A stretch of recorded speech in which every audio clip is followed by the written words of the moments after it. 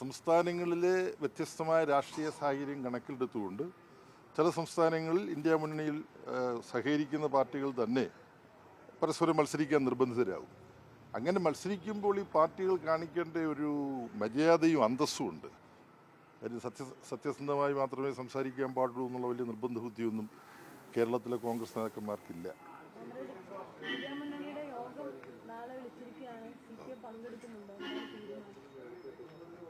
ഞാനിവിടെ പാർട്ടിയുടെ സംസ്ഥാന കമ്മിറ്റി പങ്കെടുത്തുകൊണ്ടിരിക്കുകയാണ്. ഇന്ന് ഉച്ചയോടുകൂടി നാളെ നടക്കുന്ന ഇന്ത്യ മുന്നണിയുടെ യോഗത്തിലെ പങ്കാളിത്തത്തെക്കുറിച്ചുള്ള തീരുമാനം ഇന്ന് ഉച്ചയോടുകൂടി ഞങ്ങൾ ചർച്ച ചെയ്ത് കൈക്കൊള്ളും. ഇന്ത്യ മുന്നണിയിലെ പാർട്ടികൾ RSSനും BJPക്കും എതിരായിട്ടുള്ള പോരാട്ടത്തിന് വേണ്ടിയിട്ടാണ് ഇന്ത്യ മുന്നണി ഉണ്ടാക്കിയത്. അതിൽ CPIM വളരെ പ്രധാനപ്പെട്ട പങ്ക് വഹിച്ചിരുന്നു.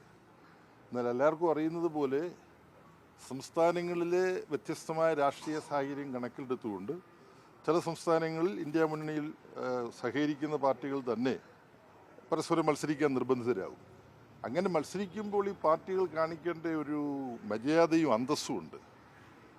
ഇന്ത്യ മുന്നണി രൂപവൽക്കരിക്കപ്പെടുന്നതിൻ്റെ അടിസ്ഥാന കാരണം തന്നെ RSSനെയും BJP എതിർക്കുകയാണ് എന്നിരിക്കെ അതിൽ പ്രധാനപ്പെട്ട പങ്ക് വഹിച്ച CPIM BJPയുമായിട്ടൊരു ഡീൽ ഉണ്ടാക്കിയിരിക്കുന്നു എന്നുള്ള ആരോപണം, അത് കേരളത്തിലെ കോൺഗ്രസ് നേതാക്കന്മാർ അത്തരം പ്രചരിപ്പിച്ചാൽ അതിനകത്ത് ഞങ്ങൾക്ക് വലിയ അതിശയമില്ല. കാര്യം സത്യസന്ധമായി മാത്രമേ സംസാരിക്കാൻ പാടുള്ളൂ എന്നുള്ള വലിയ നിർബന്ധ ബുദ്ധിയൊന്നും കേരളത്തിലെ കോൺഗ്രസ് നേതാക്കന്മാർക്കില്ല. പക്ഷേ കോൺഗ്രസിൻ്റെ അഖിലേന്ത്യാ നേതാക്കന്മാർ, പ്രസിഡന്റ് ശ്രീ ഖാർഗെ, ലോക്സഭയിലെ പ്രതിപക്ഷ നേതാവ് ശ്രീ രാഹുൽ ഗാന്ധി, വയനാട് നിന്നുള്ള MP ശ്രീ രാഹുൽ ഗാന്ധിയുടെ സഹോദരി ശ്രീമതി പ്രിയങ്ക ഗാന്ധി, ഇവരെല്ലാം വന്നിട്ട് പറയുകയാണ് ഇങ്ങനൊരു ഡീലുണ്ട് BJPയുമായിട്ട്.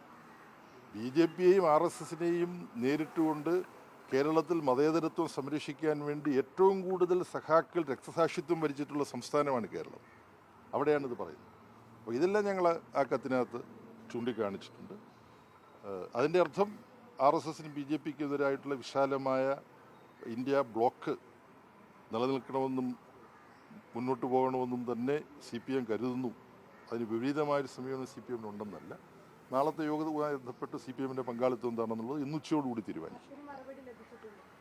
ഇല്ല, കിട്ടിയിട്ടില്ല.